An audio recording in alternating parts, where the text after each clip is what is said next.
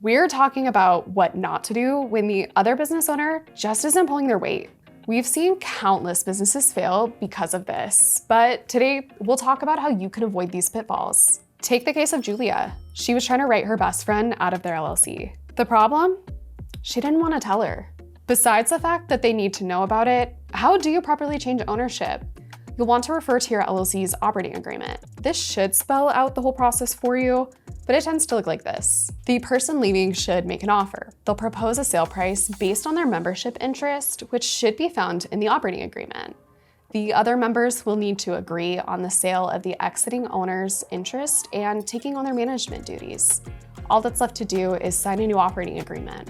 If members are listed on the state record, they'll also need to file an amendment. Let's take a look at a client email we received today. The aunt was listed as a responsible party on the company's EIN, so they'll need to file Form 8822B with the IRS.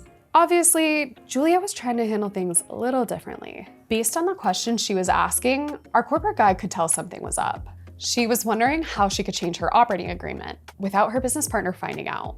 Out of curiosity, the corporate guide asked why, and Julia began to explain she had started her business with her best friend who hadn't really been pulling her weight, but that's not the worst part. She also suspected that her best friend was hooking up with her husband. That sucks. We're always on our client's side, but we still had to tell her that making a change to an operating agreement without all members on board is definitely a no, regardless of their bad behavior. When starting a business with close friends or family, it's important to think about how you operate and make changes to the business and maintain your relationships. The best way to do this is to be really clear in your business filings and operating agreement, and make sure all the members are on board from day one. All members should understand what the operating agreement says and understand what their duties to the business are, both financially and operationally. This is just one aspect of setting up a solid business identity.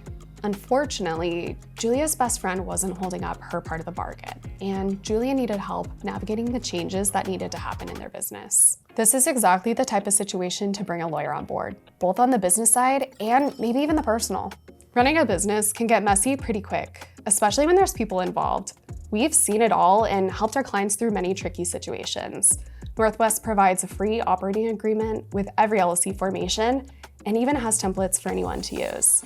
If you'd like to share your own anonymous horror story, you can do that through our Reddit community.